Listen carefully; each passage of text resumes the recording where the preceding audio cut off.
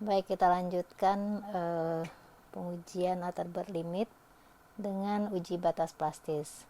Nah, pada uji batas cair saya sudah menyinggung sedikit tentang batas plastis, ya. Nah, sekarang kita bahas bagaimana prosedur pengujian batas plastis. Oke.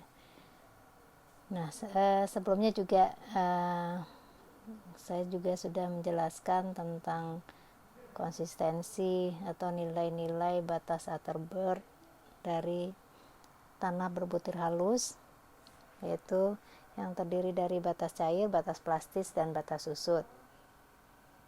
Nah, mungkin saya ulang lagi, batas cair itu adalah batas antara keadaan cair dengan keadaan plastis. Sedangkan batas plastis adalah batas antara keadaan plastis dan keadaan semi plastis. Dan batas susut adalah batas antara keadaan semi plastis dan keadaan padat. Baik, jadi yang dimaksud dengan batas plastis itu adalah kadar air batas bawah plastis. Keadaan ini ditandai dengan mulainya terjadi retak-retak rambut apabila tanah tersebut dibuat bentuk batang dengan diameter 3 mm.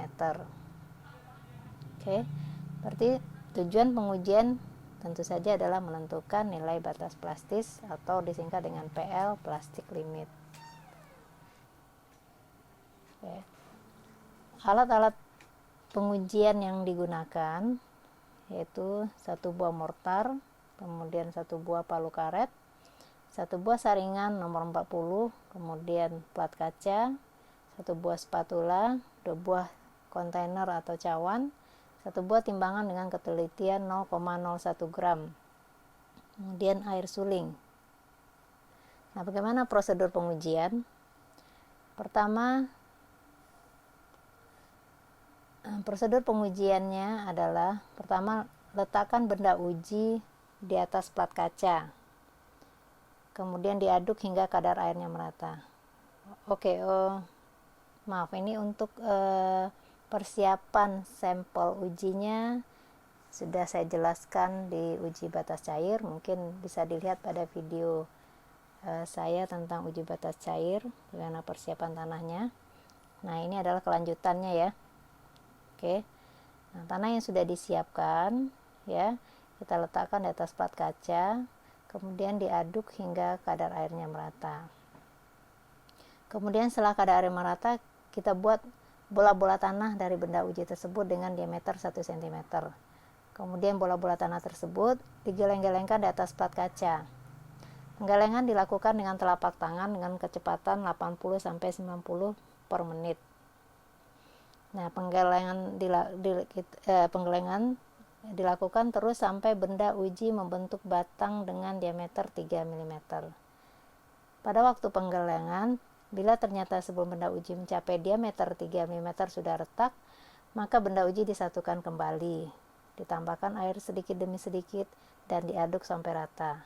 Nah, apabila ternyata penggelengan bola-bola itu dapat mencapai diameter lebih kecil 3 mm, tanpa menunjukkan retak-retak, maka sampel tanah perlu dibiarkan beberapa saat di udara terbuka agar kadar airnya berkurang sedikit. Oke, dan kita lanjutkan dengan pengadukan dan penggelengan, diulangi terus sampai retakan-retakan itu terjadi tepat pada saat benda uji membentuk batang dengan diameter 3 mm. Kemudian kita periksa kadar air dari batangan tanah di atas dan lakukanlah 2 kali pengujian. Batas plastis adalah kadar air rata-rata dari batang tanah tersebut.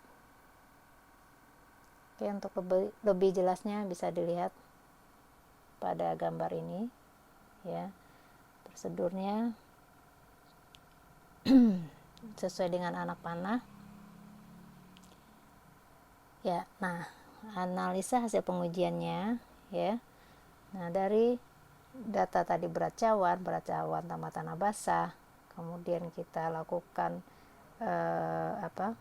pengeringan dengan masukkan ke dalam oven ya, kita dapatkan berat cawan tambah tanah kering. Kemudian kita bisa menghitung atau menentukan berat air, berat tanah kering, dan menentukan kadar air dari data tersebut ya. Nah, hasil uji yang didapatkan adalah batas plastis PL. Nah, dari hasil uji batas plastis, dan sebelumnya kita juga telah melakukan pengujian batas cair, kita bisa mendapatkan indeks plastisitas tanah. Indeks plastisitas tanah ini nanti akan kita gunakan untuk bisa menentukan klasifikasi dari tanah. Ya, oke. Demikian uji batas plastis, dan berikutnya kita nantikan pengujian selanjutnya. Terima kasih.